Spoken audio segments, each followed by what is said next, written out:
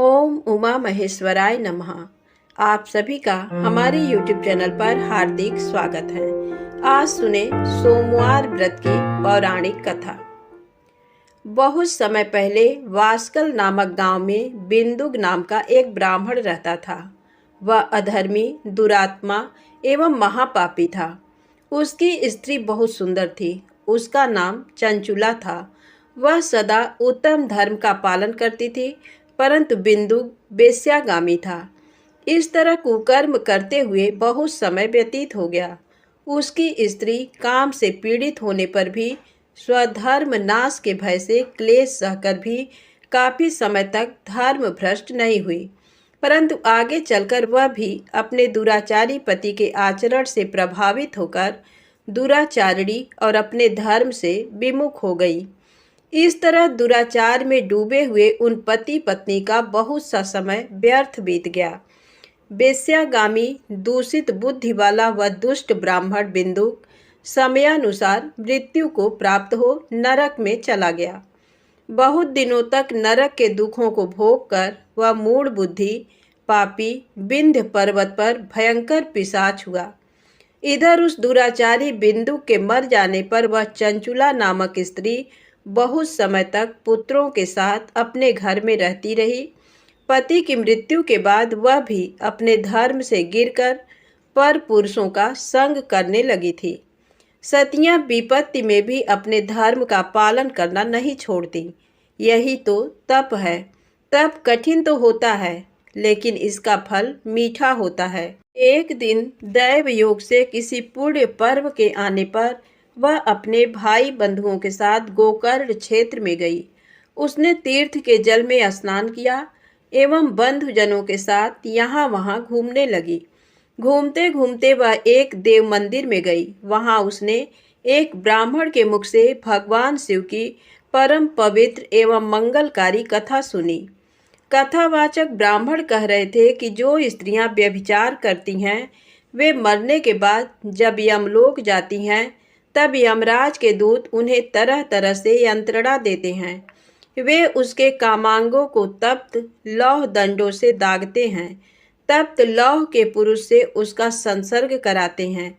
ये सारे दंड इतनी वेदना देने वाले होते हैं कि जीव पुकार पुकार कर कहता है कि अब वह ऐसा नहीं करेगा, लेकिन यमदूत उसे छोड़ते नहीं। कर्मों का फल तो सभी को भोगना पड़ता है। देव, ऋषि, मनुष्य सभी इससे बंधे हुए हैं। ब्राह्मण के मुख से ये वैराग्य बढ़ाने वाली कथा सुनकर चंचुला भय से व्याकुल हो गई। कथा समाप्त होने पर सभी लोग वहां से चले गए। तब कथा बाँचने वाले ब्राह्मण देवता से चंचुला ने कहा, हे ब्राह्मण, धर्म को न जानने के कारण मेरे द्वारा बहुत बड़ा दुराचार हुआ है। स्वामी, मेरे ऊपर कृपा कर मेरा उद्धार कीजिए। आपके प्रवचन को सुनकर मुझे इस संसार से वैराग्य हो गया है। मुझ मूढ़ चित्त वाली पापिनी को धिक्कार है। मैं निंदा के योग्य हूँ। मैं बुरे विषयों में फंसकर अपने धर्म से विमुख हो गई थी। कौन मुझ जैसी कुमार्ग में मन लगाने वाली पापिनी का साथ देगा? जब यमदूत मेरे गले में फंदा डालकर मुझे बांधकर ले जाएंगे और नरक में मेरे शरीर के टुकड़े करेंगे, तब मैं कैसे उन महायातनाओं को सहन कर पाऊंगी? मैं सब प्रकार से नष्ट हो गई हूँ, क्योंकि अभी तक मैं हर तरह से पाप में डूबी रही हूँ। हे ब्राह्मण, आप मेरे गुरु हैं। आप ही मेरे माता पिता हैं। मैं आपके शरण में आई हूँ। मुझ अबला का अब आप ही उद्धार कीजिए। इस प्रकार विलाप करती हुई चंचुला ब्राह्मण देवता के चरणों में गिर पड़ी। तब ब्राह्मण ने उसे कृपा पूर्वक उठाया और इस प्रकार कहा, नारी, तुम सौभाग्यशाली हो जो भगवान शंकर की कृपा से तुमने वैराग्यपूर्ण ये कथा सुनी।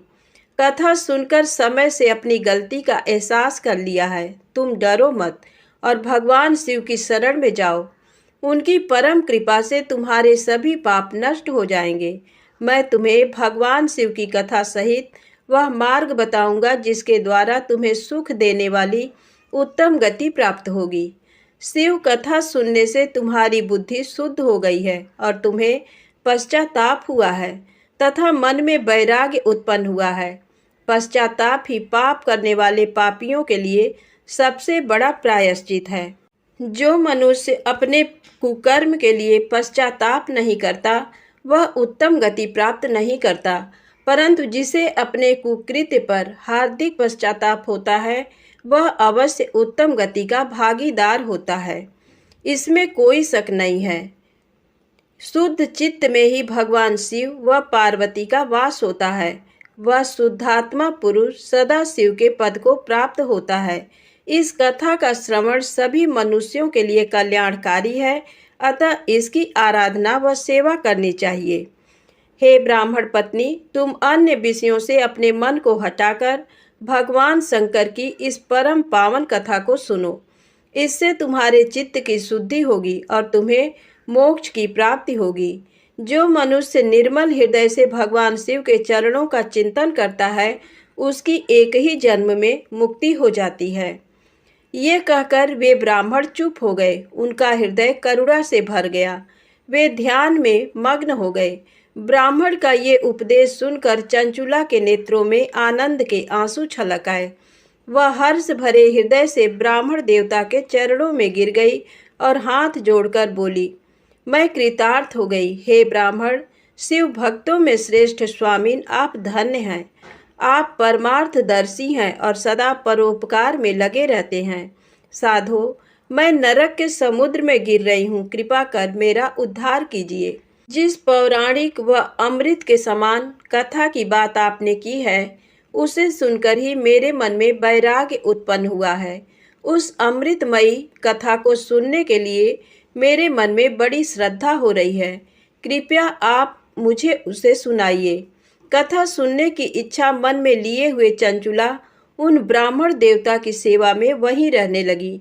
उस गोकर्ण नामक महाक्षेत्र में उन ब्राह्मण देवता के मुख से चंचुला भगवान शिव की भक्ति, ज्ञान और वैराग्य बढ़ाने वाली और मुक्ति देने वाली परम उत्तम कथा सुनकर कृतार्थ हुई।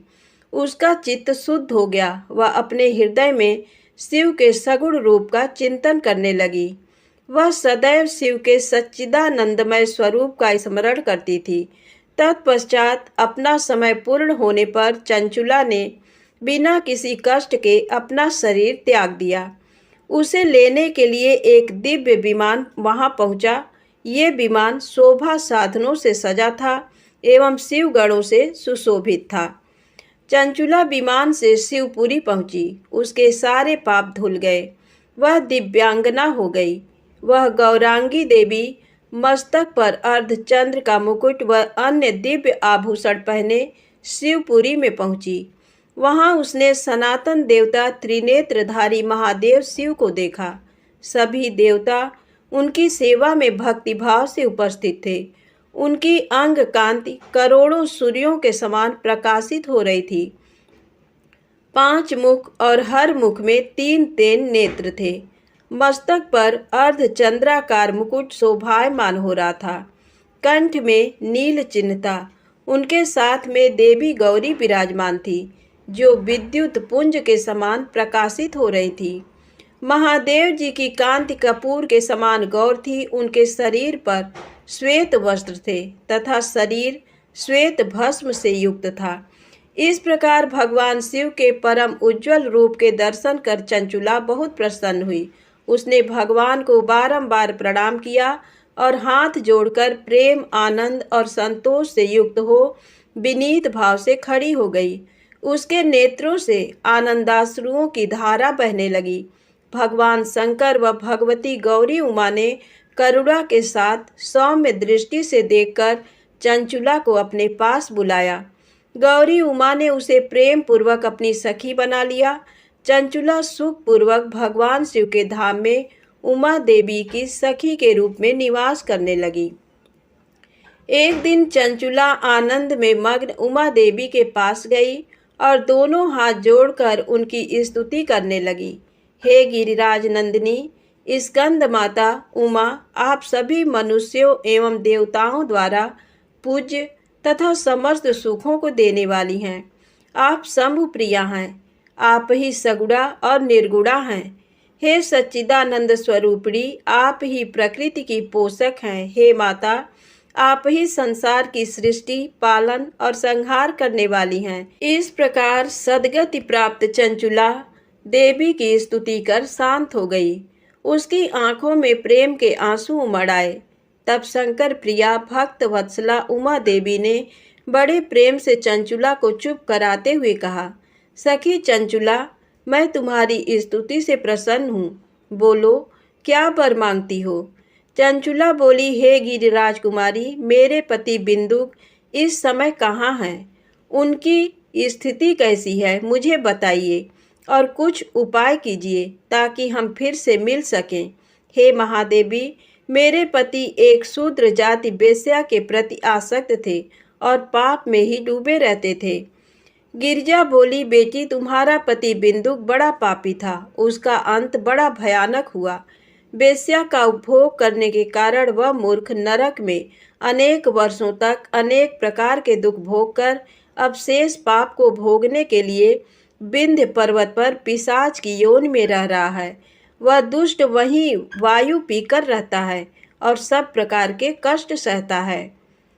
गौरी देवी की ये बात सुनकर चंचुला अत्यंत दुखी हो गई। फिर मन को किसी तरह स्थिर करती हुई दुखी हृदय से माँ गौरी से उसने एक बार फिर पूछा, हे महादेवी, मुझ पर कृपा कीजिए और मेरे पापी पति का अब उद्धार कर दीजिए। कृपा करके मुझे वह उपाय बताइए जिससे मेरे पति को उत्तम गति प्राप्त हो सके। गौरी देवी ने कहा, यदि तुम्हारा पति भगवान शिव की पुण्यमयी उत्तम कथा सुने तो वह इस दुर्गति को पार करके उत्तम गति का भागी हो सकता है। अमृत के समान मधुर गौरी देवी का ये वचन सुनकर चंचुला ने दोनों हाथ जोड़कर मस्तक झुकाकर उन्हें बारंबार प्रणाम किया तथा प्रार्थना की कि मेरे पति को भगवान शिव की कथा सुनाने की व्यवस्था कीजिए। ब्राह्मण पत्नी चंचुला के बार बार प्रार्थना करने पर शिव प्रिया गौरी देवी ने भगवान शिव की महिमा का गान करने वाले गंधर्वराज तुम्बुरु को बुलाकर कहा, तुम्बुरो, तुम्हारी भगवान शिव में प्रीति है। तुम मेरे मन की सभी बातें जानकर मेरे कार्यों को सिद्ध करते हो। तुम मेरी इस सखी के साथ विंध्य पर जाओ। वहाँ एक महाघोर और भयंकर पिशाच रहता है। पूर्व जन्म में वह पिशाच बिंदुक नामक ब्राह्मण मेरी इस सखी चंचुला का पति था। वह वेश्यागामी हो गया था। उसने स्नान, संध्या आदि नित्य कर्म छोड़कर अपवित्र रहने लगा। क्रोध के कारण उसकी बुद्धि भ्रष्ट हो गई। दुर्जनों से उसकी मित्रता तथा सज्जनों से द्वेष बढ़ गया था। वह अस्त्र शस्त्र से हिंसा करता, लोगों को सताता और उनके घरों में आग लगा देता था। चांडालों से दोस्ती करता, वह रोज वेश्या के पास जाता था। पत्नी को त्याग कर दुष्ट लोगों से दोस्ती कर उन्हीं के संपर्क में रहता था। वह मृत्यु तक दुराचार में फंसा रहा। मृत्यु के बाद उसे पापियों के भोग स्थान यमपुर ले जाया गया। वहाँ घोर नरकों को सहकर इस समय वह विंध्य पर पिशाच बनकर रह रहा है और पापों का फल भोग रहा है। तुम उसके सामने परम पुण्यमयी पापों का नाश करने वाली भगवान शिव की दिव्य कथा का प्रवचन करो। इस कथा को सुनने से उसका हृदय सभी पापों से मुक्त होकर शुद्ध हो जाएगा और वह प्रेत योनि से मुक्त हो जाएगा। दुर्गति मुक्त होने पर उस बिंदुक नामक पिशाच को विमान पर बिठाकर तुम भगवान शिव के पास ले आना। माँ उमा का आदेश पाकर गंधर्वराज तुम्बरो प्रसन्नता पूर्वक अपने भाग्य की सराहना करते हुए चंचुला को साथ लेकर विमान से पिशाच के निवास स्थान विंध्य पर्वत पर गया। वहां पहुंचकर उसने उस विकराल आकृति वाले पिशाच को देखा। उसका शरीर विशाल था, उसकी ठोड़ी बड़ी थी। वह कभी हंसता, कभी रोता, कभी उछलता था। महाबली तुम्बरों ने बिंदुक नामक पिशाच को पासों से बांध लिया। उसके पश्चात तुम्बरों ने कथा बाँचने के लिए स्थान तलाश कर मंडप की रचना की। शीघ्र इस बात का पता लोगों को चल गया कि एक पिशाच के उद्धार हेतु देवी पार्वती की आज्ञा से तुम्बरो भगवान शिव की कथा सुनाने विंध्य पर्वत पर आया है। उस कथा को सुनने के लोभ से बहुत से देवर्षि वहां पहुंच गए। सभी को आदर पूर्वक स्थान दिया गया। पिशाच बिंदुक को पांसों में बांधकर आसन पर बिठाया गया और तब तुम्बरू ने परम उत्तम भगवान शिव की अमृत कथा का गान शुरू किया, जिससे सभी श्रोता कृतार्थ हो गए।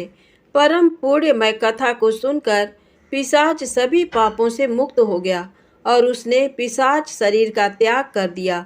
शीघ्र ही उसका रूप दिव्य हो गया। उसका शरीर गौर वर्ण का हो गया। शरीर पर श्वेत वस्त्र एवं पुरुषों के आभूषण आ गए।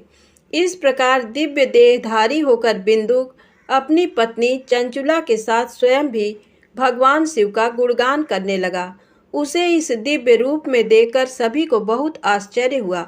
उसका मन परम आनंद से परिपूर्ण हो गया। सभी भगवान महेश्वर के अद्भुत चरित्र को सुनकर कृतार्थ हो उसका यशोगान करते हुए अपने अपने धाम को चले गए। बिंदुक अपनी पत्नी चंचुला के साथ विमान में बैठकर शिवपुरी की ओर चल दिया। महेश्वर के गुणों का गान करता हुआ बिंदुक अपनी पत्नी चंचुला व तुम्बरू के साथ शीघ्र ही शिवधाम पहुंच गया। भगवान शिव व देवी पार्वती ने उसे अपना पार्षद बना लिया। दोनों पति पत्नी सुखपूर्वक भगवान महेश्वर एवं देवी गौरी के श्री चरणों में अविचल निवास पाकर धन्य हो गए। बोलो उमा महेश्वर भगवान की जय। एक समय की बात है, किसी नगर में एक साहूकार रहता था। उसके घर में धन की कोई कमी नहीं थी, लेकिन उसकी कोई संतान नहीं थी। इस कारण वह बहुत दुखी था। पुत्र प्राप्ति के लिए वह प्रत्येक सोमवार व्रत रखता था और पूरी श्रद्धा के साथ शिव मंदिर जाकर भगवान शिव और पार्वती जी की पूजा करता था। उसकी भक्ति देखकर एक दिन माँ पार्वती प्रसन्न हो गई और भगवान शिव से उस साहूकार की मनोकामना पूर्ण करने का आग्रह किया। पार्वती जी की इच्छा सुनकर भगवान शिव ने कहा कि हे पार्वती, इस संसार में हर प्राणी को उसके कर्मों का फल मिलता है और जिसके भाग्य में जो हो उसे भोगना ही पड़ता है। लेकिन पार्वती जी ने साहूकार की भक्ति का मान रखने के लिए उसकी मनोकामना पूर्ण करने की इच्छा जताई। माता पार्वती के आग्रह पर शिव जी ने साहूकार को पुत्र प्राप्ति का वरदान तो दिया, लेकिन साथ ही ये भी कहा कि उसके बालक की आयु केवल 12 वर्ष होगी। माता पार्वती और भगवान शिव की बातचीत को साहूकार सुन रहा था। उसे ना तो इस बात की खुशी थी और ना ही दुख। वह पहले की भांति शिव जी की पूजा करता रहा। कुछ समय के बाद साहूकार के घर एक पुत्र का जन्म हुआ। जब वो बालक 11 वर्ष का हुआ तो उसे पढ़ने के लिए काशी भेज दिया गया। साहूकार ने पुत्र के मामा को बुलाकर उसे बहुत सारा धन दिया और कहा कि तुम इस बालक को काशी विद्या प्राप्ति के लिए ले जाओ और मार्ग में यज्ञ कराना। जहाँ भी यज्ञ कराओ वहाँ ब्राह्मणों को भोजन कराते और दक्षिणा देते हुए जाना। दोनों मामा भांजे इसी तरह यज्ञ कराते और ब्राह्मणों को दान दक्षिणा देते काशी की ओर चल पड़े। रात में एक नगर पड़ा जहाँ नगर के राजा की कन्या का विवाह था, लेकिन जिस राजकुमार से उसका विवाह होने वाला था वह एक आंख से काना था। राजकुमार के पिता ने अपने पुत्र के काना होने की बात को छुपाने के लिए एक चाल सोची। साहूकार के पुत्र को देखकर उसके मन में एक विचार आया। उसने सोचा क्यों न इस लड़के को दूल्हा बनाकर राजकुमारी से विवाह करा दूं। विवाह के बाद इसको धन देकर विदा कर दूंगा और राजकुमारी को अपने नगर ले जाऊंगा। लड़के को दूल्हे के वस्त्र पहनाकर राजकुमारी से विवाह कर दिया गया। लेकिन साहूकार का पुत्र ईमानदार था। उसे ये बात न्याय संगत नहीं लगी।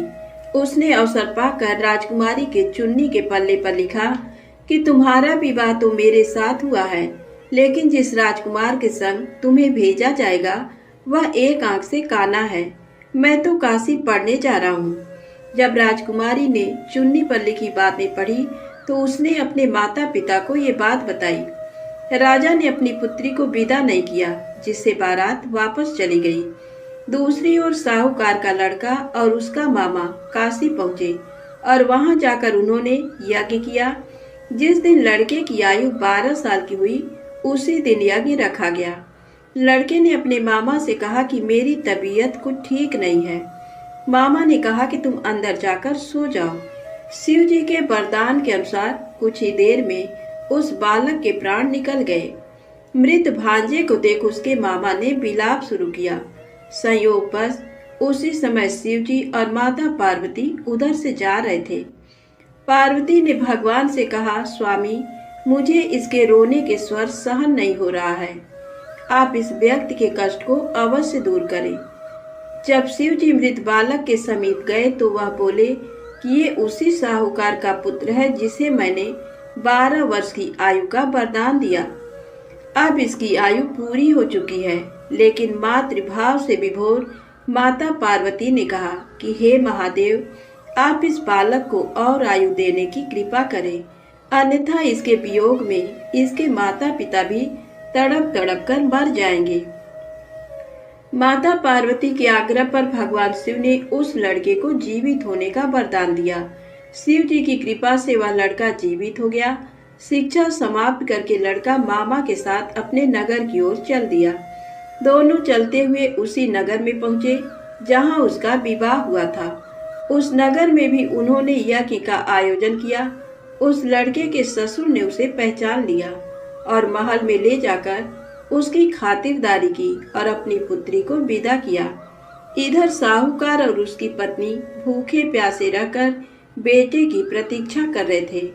उन्होंने प्रण कर रखा था कि यदि उन्हें अपने बेटे की मृत्यु का समाचार मिला तो वह भी प्राण त्याग देंगे, परंतु अपने बेटे के जीवित होने का समाचार पाकर वह बेहद प्रसन्न हुए। उसी रात भगवान शिव ने व्यापारी के स्वप्न में आकर कहा, हे श्रेष्ठी, मैंने तेरे सोमवार के व्रत करने और व्रत कथा सुनने से प्रसन्न होकर तेरे पुत्र को लंबी आयु प्रदान की है। इसी प्रकार जो कोई सोमवार व्रत करता है या कथा सुनता और पढ़ता है, उसके सभी दुख दूर होते हैं और समस्त मनोकामनाएं पूर्ण होती हैं।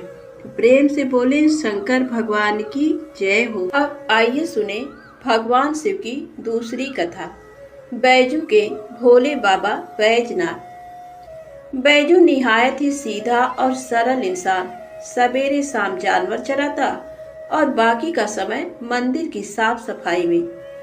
एक बार पुजारी बाबा 2 महीने के लिए तीर्थ पे जा रहे थे। बैजू को बुलाया और कहा, बैजू, मंदिर की सारी जिम्मेदारी तुम्हारे ऊपर है और एक बार भोलेनाथ को भोग लगाए बिना खुद भोजन मत ग्रहण करना। बैजू दूसरे दिन नहा धो के जैसे तैसे बन पड़ा। भोजन तैयार कर भोलेनाथ के सामने थाली लेके हाजिर। बाबा, भोजन कर लो। बाबा टस से मस नहीं।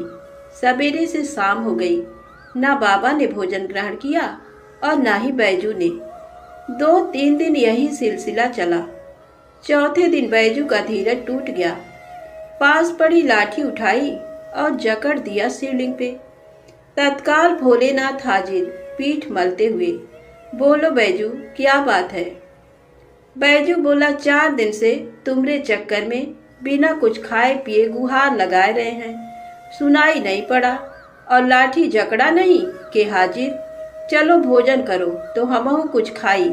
बेचारे भोलेनाथ पीठ मलते चुपचाप आनंद के अतिरेक में डूबे, कच्चा पक्का जैसा भी था खाने लगे। अब बैजू बोला, बाबा, बड़ा कस के लगा है, रुको तुम भोजन करो।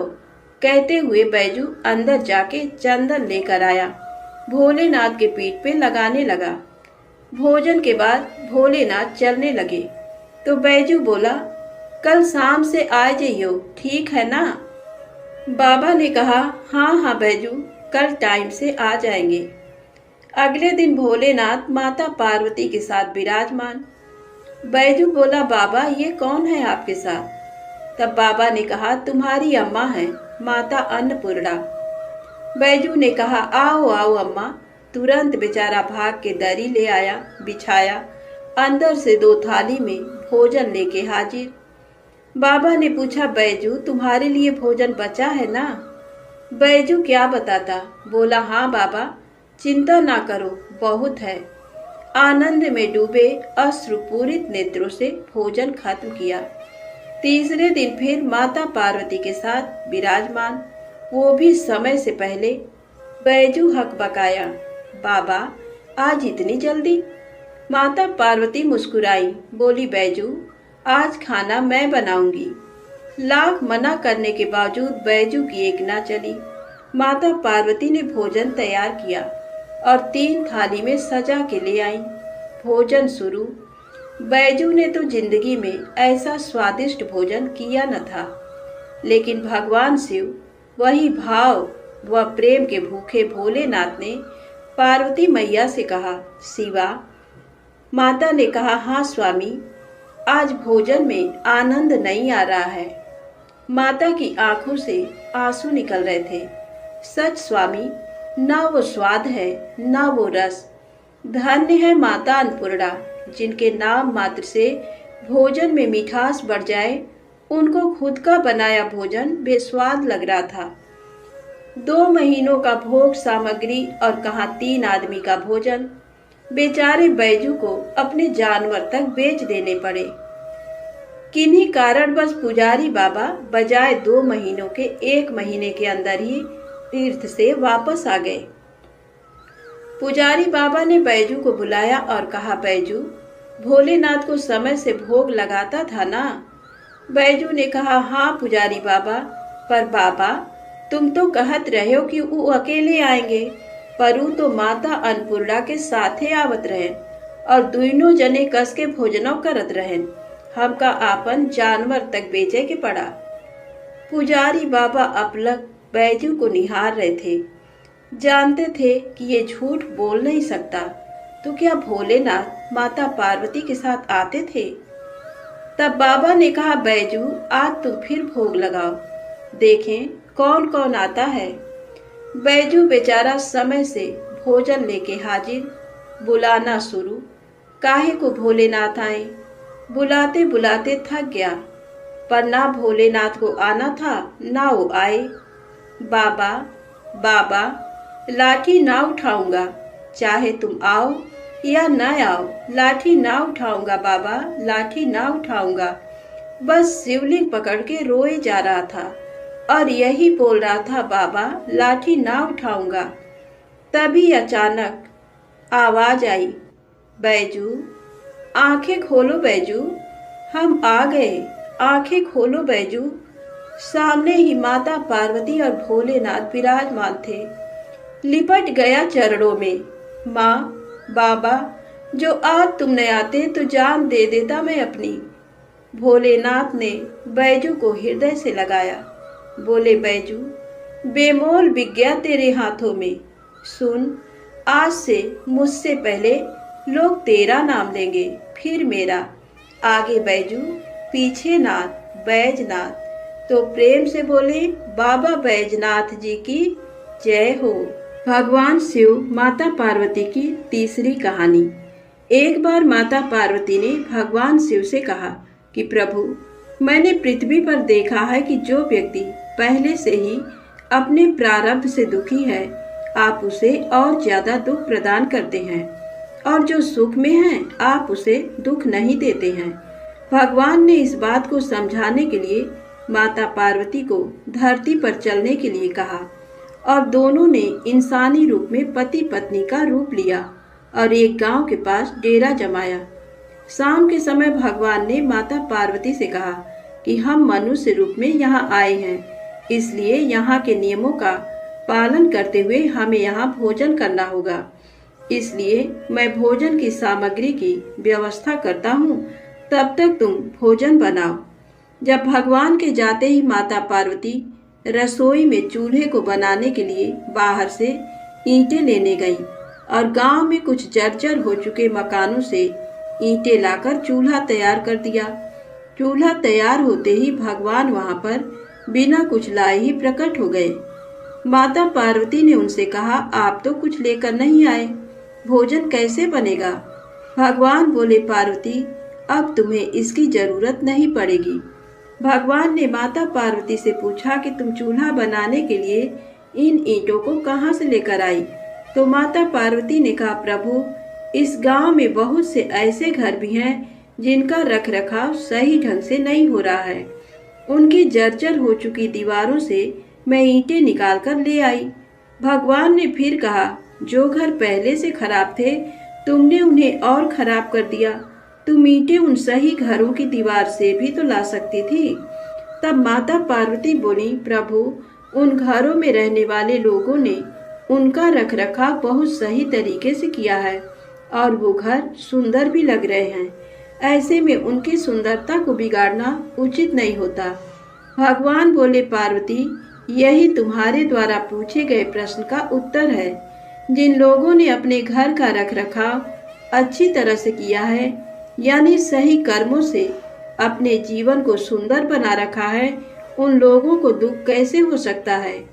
मनुष्य के जीवन में जो भी सुखी है वो अपने कर्मों के द्वारा सुखी है, और जो दुखी है वो अपने कर्मों के द्वारा दुखी है। इसलिए हर एक मनुष्य को अपने जीवन में ऐसे ही कर्म करने चाहिए कि जिससे इतनी मजबूत व खूबसूरत इमारत खड़ी हो जाए, कभी भी कोई भी उसकी एक ईंट भी निकालने ना पाए। प्रेम से बोले, शंकर भगवान की जय हो। आइए सुने गणेश जी की कहानी। एक गांव था जिसमें एक सेठ जी अपने परिवार के साथ रहते थे। सेठ जी का गांव के पास के ही शहर में बड़ा व्यापार था। सेठ जी गणेश जी की पूजा श्रद्धा एवं विश्वास से करते थे, जिससे सेठ जी के घर में अन्न धन के भंडार सदैव ही भरे रहते थे। उनके जीवन में किसी भी प्रकार की कोई कमी नहीं थी। नित्य प्रतिदिन नियम अनुसार रोज वो नदी पर नहाने जाते और आकर गणेश जी की पूजा करते, उन्हें भोग लगाते, फिर स्वयं भोजन करते थे। ये बात सेठानी जी को अच्छी नहीं लगती थी। वो धार्मिक नहीं थी और ईश्वर में इतना विश्वास नहीं रखती थी। एक बार सेठानी जी ने सोचा कि ये इतना गणेश जी को मानते हैं, गणेश जी की पूजा करते हैं, इससे होता क्या है। आज तो देखती हूँ वो कैसे गणेश जी की पूजा करते हैं। अगले दिन जब सेठ जी नदी पर नहाने जाते हैं तो सेठानी जी गणेश जी की मूर्ति को उठाकर मूर्ति को कपड़े से ढककर बगीचे में जमीन में दबा देती हैं। जब सेठ जी नदी पर से नहाकर घर आते हैं और देखते हैं कि गणेश जी की मूर्ति तो मंदिर में नहीं है, तो वो सेठानी से पूछते हैं, गणेश जी की मूर्ति मंदिर में नहीं है, कहाँ गई। तो सेठानी जी बोलती है, मुझे नहीं मालूम, मूर्ति को घर में बहुत ढूंढते हैं उस दिन, क्योंकि वो गणेश जी को भोग नहीं लगा पाए थे। इसके लिए सेठ जी ने अन्न जल का भी त्याग कर दिया और गणेश जी से प्रार्थना करने लगे कि हे प्रभु, लगता है आप मुझसे रुष्ट हो गए हो और कहीं चले गए हो। आप अपनी कृपा दृष्टि मुझ पर बरसाइए, प्रभु मुझे दर्शन दीजिए। सेठ जी ने मन ही मन सोचा कि अब से जब तक आप मुझे मिल नहीं जाते, मुझे दर्शन नहीं दे देते, तब तक मैं अन्न जल का त्याग करता हूँ। वो दिन पूरा निकल गया। रात्रि में सेठ जी की भक्ति से प्रसन्न होकर गणेश जी भगवान ने स्वप्न में भगवान एक छोटे से चूहे के साथ खेल रहे होते हैं और चूहे को खाने को लड्डू देते हैं। चूहा लड्डू लेकर बगीचे में जाता है और जमीन को खोदता है और लड्डू वहीं डाल देता है। अचानक सेठ जी की नींद खुल जाती है। सेठ जी बगीचे में जाते हैं और वहीं खोदते हैं जहां उन्होंने सपने में देखा था, और वहीं से उनको थोड़ी सी जमीन खोदने पर कपड़े में लिपटे हुए गणेश जी की मूर्ति मिलती है। सेठ जी गणेश जी की मूर्ति की पूजा करके उनको यथास्थान स्थापित करते हैं और सेठानी के पूछने पर सारा वृत्तांत उन्हें सच सच बताते हैं। बात को जानकर सेठानी जी को आश्चर्य होता है और सेठानी जी मन ही मन श्रद्धा एवं विश्वास से गणेश जी भगवान की भक्त बन जाती हैं और सेठ जी से कहती हैं कि मुझसे बड़ा भारी अपराध हो गया है। अब हम दोनों पति पत्नी प्रेम सहित गणेश जी भगवान की आराधना करेंगे एवं उनकी पूजा में कभी कोई कमी नहीं आने देंगे। ये सुनकर सेठ जी अत्यधिक प्रसन्न हो जाते हैं और दोनों पति पत्नी गणेश जी भगवान को धन्यवाद करते हैं। प्रेम से बोलें गणेश जी महाराज की जय हो। आपको कथा अच्छी लगी हो तो प्लीज़ लाइक अवश्य करें, चैनल को सब्सक्राइब करें, ज़्यादा से ज़्यादा शेयर करें। जय माता दी, जय भोलेनाथ।